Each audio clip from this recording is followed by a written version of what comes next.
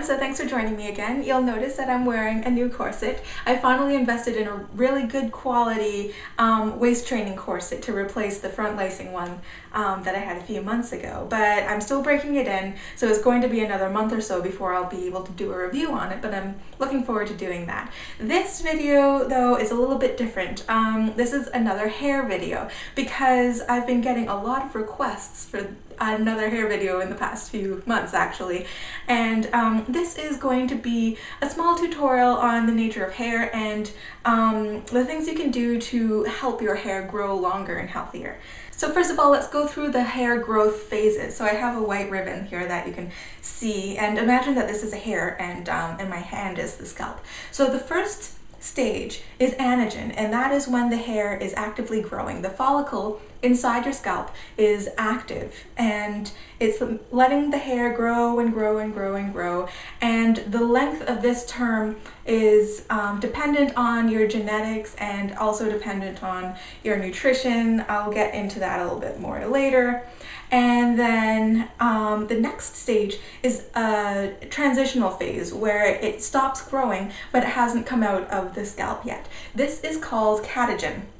So also, depending on your genetics, this depends on a lot of different things, and it's different from person to person. And then when it actually comes out and falls out of your scalp, this is called telogen, and it's a resting phase for your hair follicle before it starts growing out a new hair again.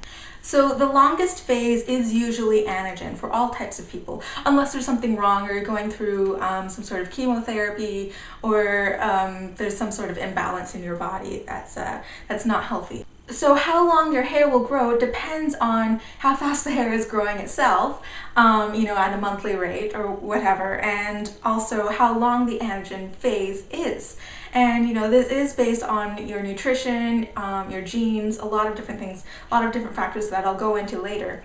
But it is true that some people's anagen phase will only last a year, some people's will last 10 years. It really sort of depends.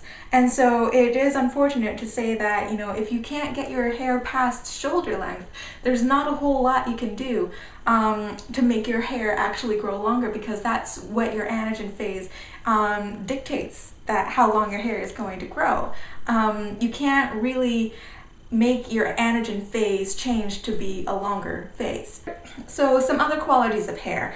Let's start with the actual thickness of a hair strand. That depends on how many proteins are actually coiled around themselves. So if you start with just one coil of alpha keratin, the main protein that hair is made out of, it's one coil like this, and it takes 10,000 of these laying side by side to be able to get the average thickness of a hair strand. So you can tell it's going to be coiling a lot around itself. So you start with one, and then more keratin helices coil around themselves, so that's called a coiled coil, and then more build onto that again and again and again and again till you get your basic thickness of a strand. So the actual volume of your hair, it depends on both the thickness of each individual strand of hair and also how many follicles you have on your head. And how one would usually measure that to sort of take out the bias between very poofy-haired girls and very lank-haired girls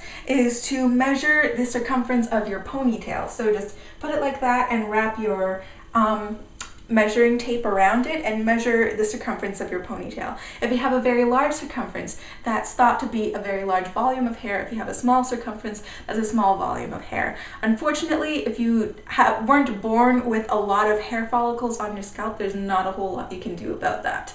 So what about straight or curly hair? Well, that depends partially on the actual shape of your follicle. So if you have a very smooth, round follicle with no real aberrations and it's very regular all around, then the hair coming out of that follicle is also going to be very smooth all around. And that's when you get more straight hair. When you have more curly hair, then usually the follicle will have a different sort of shape to it. It might be crescent moon shaped, or it might be irregular in some other way. And usually the larger the aberrations, the bigger the curl. The reason for this is because the hair isn't going to be built the same way on one side as the other side. So it's going to be built unevenly. and that uneven stacking is going to make it twist and curl upon itself. So now I have my ribbon hair again, and you can see this ribbon is manufactured to be pretty identical on both sides. You know, it's flat, but it's pretty even on both sides, both glossy and have the same amount of fibers on the other side or whatnot.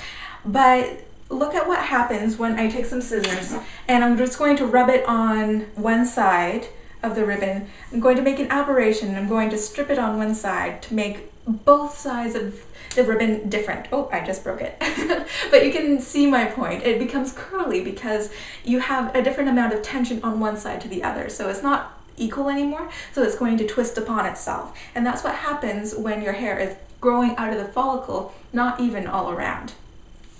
So now let's talk about products. You really do not need 85 products in your bathroom, I guarantee it. What I will use is a moisturizing shampoo for most of the time, a clarifying shampoo, I'll use that maybe once a month to get rid of the product buildup, a conditioner that I'll be able to use in the shower, and a leave-in conditioner that I'll use whenever I need it. And I will also use perhaps a heat protectant or an anti-frizz serum for the bad hair days with the flyaways, but I don't use that every day. So that's maybe perhaps 5 products that I'll use ever.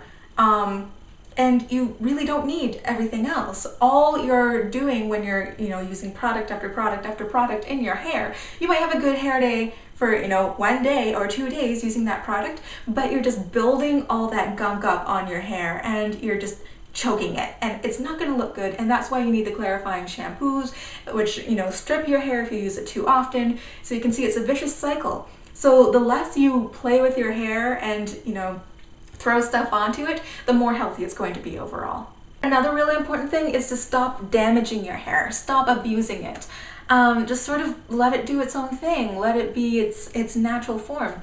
Sometimes when I go out with my hair loose or whatnot, I get stopped by people who ask me, well, don't I want to cut it in one of the styles that's popular nowadays, or don't I want to straighten it or perm it or dye it or whatever, and just style it pretty. And I mean, sometimes I sort of feel like doing that, but I always stop myself and say, you know what, I have healthy hair right now. People notice my hair just because it's healthy and I'm able to grow it long. If I were to style my hair every day, it wouldn't be healthy and it would break, so it wouldn't be as long. So, I mean, if you look in some of my past videos, I have frizz and flyaways everywhere. It looks like a mess, but I still get compliments on it. I have no idea why, but I do. And so I don't feel the need to style my hair. If I cut my hair and it were going everywhere, then yes, I would have the need to style my hair just to look presentable in public. But right now, I don't really feel like doing that. And if you want your hair to grow too, you need to stop abusing it. Stop teasing it, stop putting elastic bands in it, stop swimming in chlorine water and then not rinsing it off afterwards and going into the sun, because everybody knows that UV plus chlorine equals absolute damage to your hair.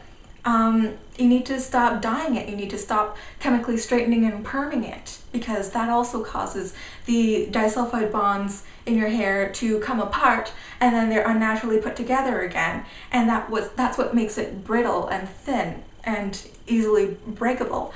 So you need to stop playing with your hair so much and sort of let it become natural. Some dyes are safe as long as it doesn't have any bleach in it or anything like that. So you just sort of need to, I don't want to say neglect it, but just sort of lay back with the styling and, love it for its natural form, because you're never going to be able to grow your hair if you're not satisfied with how your hair is naturally. So what's more important than the products you put on your hair is what you put into your body, because those nutrients are what cause your hair to grow.